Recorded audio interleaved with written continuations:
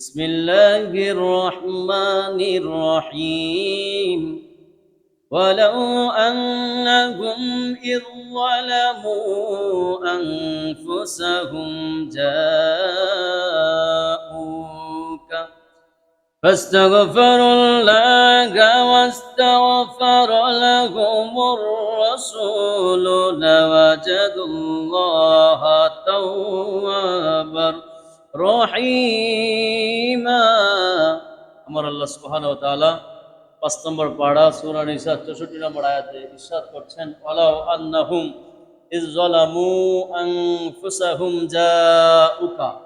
আল্লাহ বলেছেন যে তোমরা যদি নিজের নফসের প্রতি তোমরা গুনাহ করো, আনফুসাহুম তোমরা যদি নফসের মধ্যে গুনাহ করো, জুলুম করো, ওয়ালাউ আন্নাহুম ইয যালামু জুলুম করো, যদি নফসের প্রতি তোমরা জুলুম করো মানে গুনাহ করো, জাউকা যদি আমার নবীর দরবারে তোমরা যাও, ফাস্তাগফিরুল্লাহ তোমরা যদি আমি আল্লাহর কাছে তওবা করো, ওয়াস্তাগফার লাহুমুর রাসূল আমার রাসূল যদি তোমাদের পক্ষ হয়ে আমি আল্লাহর কাছে সুপারিশ করে, লাওয়াজাদুল্লাহ তাওয়াবার রহিমা আমি আল্লাহকে তোমরা ক্ষমাশীল দয়ালু হিসেবে পাবে এবং আমি আল্লাহ তোমাদের জীবনের জিন্দেগীর গুনাহ মাফ করে দিব। বলুন সুবহানাল্লাহ। তাহলে আল্লাহ বলেছেন নবীর দরবারে যাওয়ার জন্য। এখন নবীজি হায়াতে জিন্দেগিতে ছিলেন, তো নবীর দরবার হলো গুনাহ মাফের দরবার।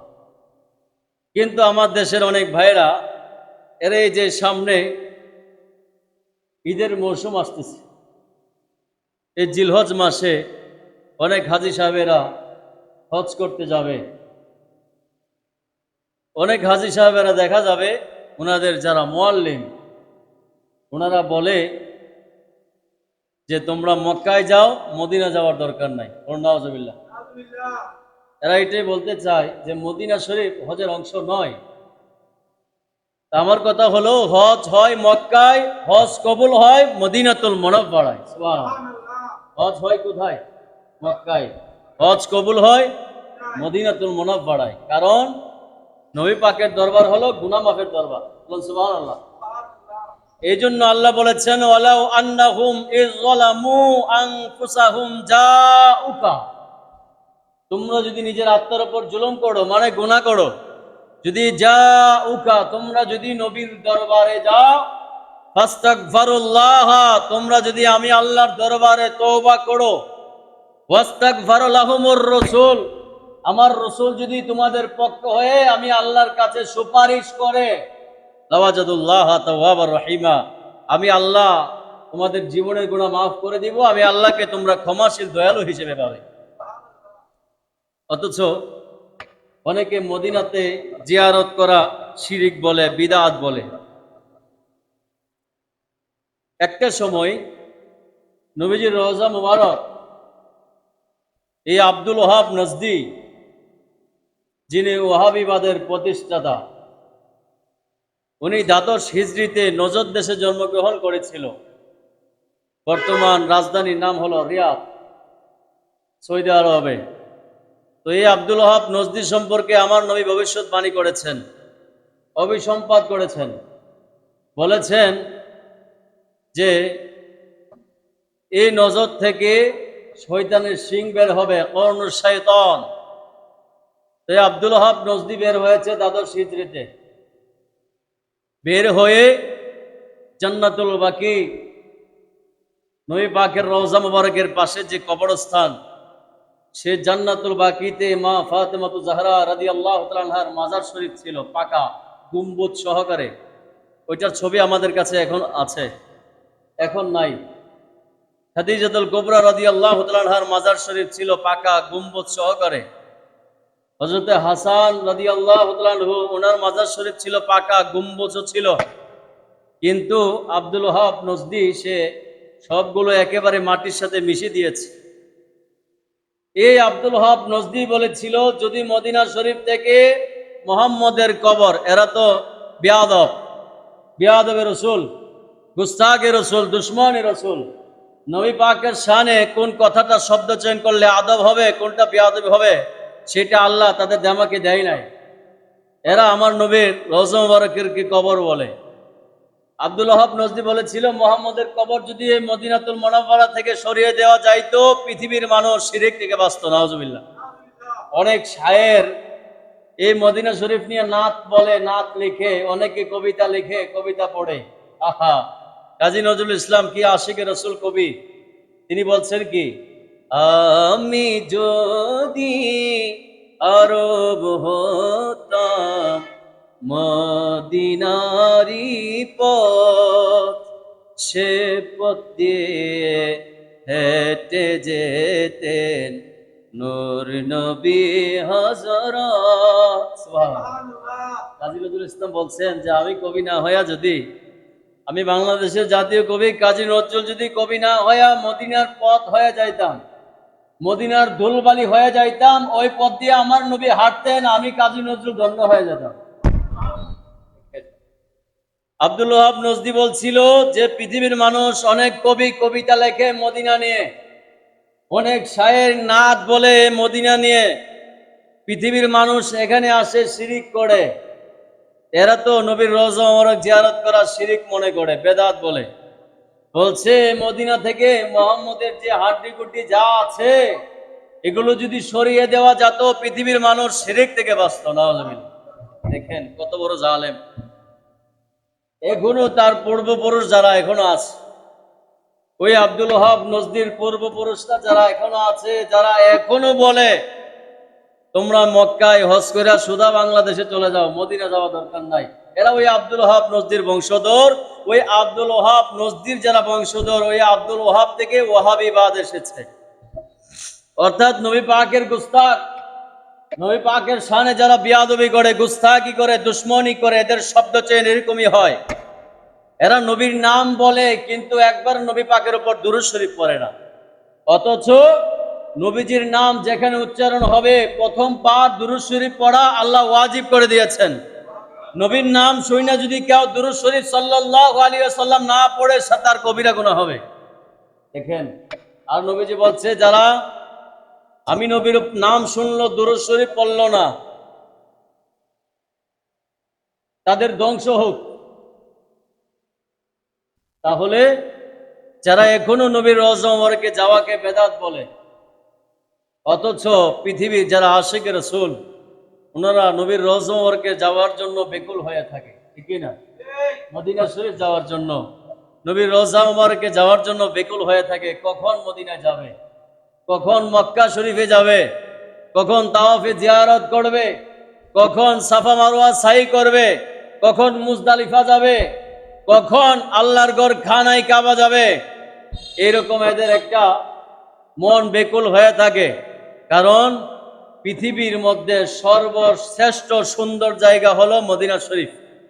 মদিনা শরীফের বাতাস, যারা হাজী সাহেব তারা বলতে পারবে, হয়তো আমরা শুনেছি, মদিনার বাতাস থেকে মনে হয় যেন জান্নাতের সুঘ্রাণ আসতেছে।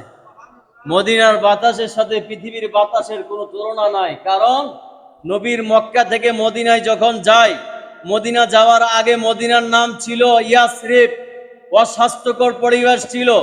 যে শহরে গেলে সুস্থ মানুষ অসুস্থ হয়ে যেত, যে শহরে গেলে অসুস্থ হয়ে যাইত। আর নবী পাক সাল্লাল্লাহু আলাইহি ওয়াসাল্লাম মদিনা শরীফে যখন কদম মুবারক রাখলেন, ইয়াসরিব নাম কেটে সোনার মদিনা হয়ে গিয়েছে। নবীজি দুনিয়া আসার আগে মক্কার নাম ছিল বাক্কা। নবীজি যখন 570 খ্রিস্টাব্দে মক্কা শরীফে যখন আগমন করলেন, জমিনের মধ্যে পা মুবারক রাখলেন, ওই বাক্কা থেকে মক্কা হয়ে গিয়েছে। তাহলে যে নবীর কদম মুবারক করার কারণে বাক্কা থেকে মক্কা হয়, যে নবী পাকের কদম মুবারক করার কারণে আগে একটা সময়ে নির্দিষ্ট স্থানে গিয়ে ইবাদত করতে হতো, নির্দিষ্ট স্থানে সবাই যাইতো, সেখানে ইবাদত করত। কিন্তু আমার নবীর যখনই কদম মুবারক জমিনে ফেলছে, আল্লাহ সমস্ত পুরো পৃথিবীটাকে পবিত্র করে দিয়েছেন। আপনি জমিনের আইলের মধ্যে দাঁড়ায় গামছা বিছায় নামাজ পড়েন, নামাজ হয়ে যাবে। আপনি যেখানে থাকেন রাস্তায় নামাজ পড়েন, নামাজ হয়ে যাবে। আপনি গাড়িতে আছেন, বসে পশ্চিম দিকে ফিরে নামাজ পড়েন, নামাজ হয়ে যাবে।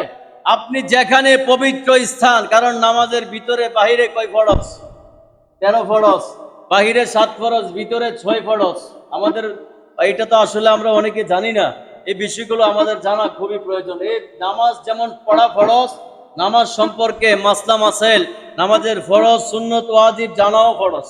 সুবহানাল্লাহ বলেন। নামাজের ভিতরে বাহিরে কয় ফরজ? 13 ফরজ। বাহিরে 7 ফরজ। শরীর পাক, কাপড় পাক, নামাজের জায়গা পাক, সতর ডাকা, কিবলামুখী হওয়া, ওয়াক্ত মতো নামাজ পড়া, এটা হলো বাহিরে 6 ফরজ।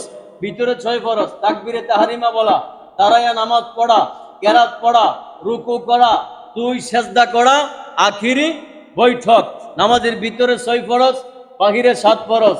বাহিরে 7 ফরজের মধ্যে একটা হলো জায়গা পাক। আমার নবী পাক দুনিয়াতে আসার আগে নির্দিষ্ট স্থানে গিয়ে নামাজ পড়তে হইতো, আল্লাহর ইবাদত নির্দিষ্ট স্থানে পড়তে হইতো। কিন্তু আমার নবী যখন কদম মুবারক জমিনে পড়েছে, আল্লাহ সমস্ত পৃথিবীটাকে পাক পবিত্র করে দিয়েছেন। তাহলে রহমতুল লিল আলামিন যেখানে শুয়ে আছে সেই জায়গাটা হলো রহমতের জায়গা। এই জন্য নবীজি হাদিসে মুবারাকে বলেছেন, ওয়ালা ইন্নাল ঈমানা লা ইয়ারিজু ইলাল মদিনা। নবীজি একটা সাপের সাথে উদাহরণ দিয়েছেন। এই হাদিসের ব্যাখ্যা, এটা বুখারী শরীফের হাদিস। রাবি আবু হুরায়রা রাদিয়াল্লাহু তাআলা আনহু তিনি বলছেন যে এই তারা গেটে যদি, এই বাইজিদ শেষে যদি একটা সাপের গর্ত থাকে, সাপটা যদি গর্ত থেকে বের হয়ে অক্সিজেন যাবে, সুন্নিয়া মাদ্রাসায় যাবে, 2 নম্বর গেট যাবে, এইরকম গোড়াগড়ি করবে খাদ্য আহরণের জন্য। সাপটা যখন বের হবে এদের বাচ্চাকে খাদ্য আনার জন্য, ওই সাপটা যেখানেই থাকুক একটা 2 নম্বর গেট, অথবা সুন্নিয়া মাদ্রাসা, অথবা অক্সিজেন, অথবা বাইজিদ বুস্তামি, যেখানেই সাপটা যাক, সাপের প্রাণ দিল মন কিন্তু এই এলাকায় শেষার মধ্যে পড়ে থাকবে, ঠিক কি না? নবীজি হাদিস মুবারাকে বলেছেন, ক্বালা ইন্নাল ঈমানা লা ইয়ারিজু ইলাল মদিনা। আমার উম্মত যেখানে হোক, হোক পাকিস্তানের, হোক ভারতের, হোক বাংলাদেশের, হোক চট্টগ্রাম, হোক কুমিল্লার, যেখানে হোক, আমার আশিকে রাসূলের উম্মতের মন দিল প্রাণ আমার মদিনায় পড়ে থাকে। এই জন্য শায়ের বলছেন, মদিনা মদিনা আশিক মুমিনের ঠিকানা। আরে দিদার চেয়ে কাঁদো তোমরা, দিদার চেয়ে কাঁদো তোমরা, হও না নবীর দিওয়ানা। মদিনা মদিনা আশিক মুমিনের ঠিকানা, বলুন মদিনা মদিনা। তাইলে মদিনা হচ্ছে আশিকের রাসূলের ঠিকানা। এটা আমার কথা না, এটা আমার নবীর হাদিসে মুবারাকার কথা। নবীজি বলেছে, ক্বালা ইন্নাল ঈমানা লা ইয়ারিজু ইলাল মদিনা। আমার আশিক উম্মত যেখানেই থাকুক এদের মন প্রাণ দিল মদিনায় পড়ে থাকবে। নবীজি বলছে, মদিনায় আবার ঈমান ফিরে আসবে, মদিনায় আবার ঈমান ফিরে আসবে। সব পৃথিবীর সব জায়গার মানুষ যখন বেঈমান হয়ে যাবে, ঈমান আবার ঠিক মদিনায় ফিরে আসবে। সুবহানাল্লাহ। নবীজি বলেছেন, মান যারা কবরি ওয়াজাবাত লাহু শাফাআতি। যে উম্মত আমি নবীর রওজা মুবারক জিয়ারত করলো, তার জন্য সুপারিশ করা আমি নবীর উপর ওয়াজিব হয়ে গেল। নবীজি বলছে, যারা মক্কায় আসে মদিনায় আসে না, আমি নবীর রওজা মুবারক জিয়ারত করে না, এরা আমি নবীর উপর বড় জুলুম করলো। নাউজুবিল্লাহ। যারা মক্কায় আসে মদিনায় আসে না, আমি নবীর রওজা মুবারক জিয়ারত করে না, এরা আমি নবীর উপর বড় জুলুম করলো। নবীজি বলছে, মান যারা কবরি ওয়াজাবাত লাহু শাফাআতি। যারা আমি নবীর রওজা মুবারক জিয়ারত করলো, এদের জন্য সুপারিশ করা আমি নবীর উপর ওয়াজিব হয়ে গেল। নবীজির রওজা মুবারকের উপরে এখনো লেখা আছে হাদিসে মুবারাকাটা। নবীজি বলেছেন হাদিসে মুবারাকায়, আমার উম্মত বড় বড় গুনাহ করবে, বড় বড় গুনাহ করার পরেও আল্লাহর কাছে যখন তওবা করবে, আল্লাহ যখন এদের গুনাহ মাফ করবে না, কিন্তু এদের অন্তরে, এদের দিলে আমি নবীর বিন্দু পরিমাণ ভালোবাসা যার অন্তরে ছিল, কিন্তু গুনাহ করেছে, গুনাহগার ফাসিক, কিন্তু আল্লাহর কাছে ক্ষমা চেয়েছে, আল্লাহ ক্ষমা করে নাই, ওই সমস্ত উম্মতদেরকেও আমি নবী সুপারিশ করে জান্নাতে নিয়ে যাবে। এখন আপনি নামাজ পড়লেন, নামাজ পড়তে পড়তে কপালে নামাজের দাগও ফেলে দিলেন, কিন্তু নবীর শানে বেয়াদবি করলেন, তাহলে আপনার ঠিকানা হবে মুনাফিকের ঠিকানায়, শুধু জাহান্নাম না, জাহান্নামের নিম্ন স্তরে। কারণ আল্লাহ সুবহানাহু ওয়া তাআলা নবীজির শানে যদি কেউ বিয়াদবি করে তা বরদাস্ত করে না। নবীজি বলেছেন, শাফাআতি লিআহলিল কাবাইর মিন উম্মতি, আমার উম্মত বদকার হবে, গুনাহগার হবে, কিন্তু আমার উম্মত, যে উম্মত ইবাদত করেছে কিন্তু গুনাহ করেছে, গুনাহ করার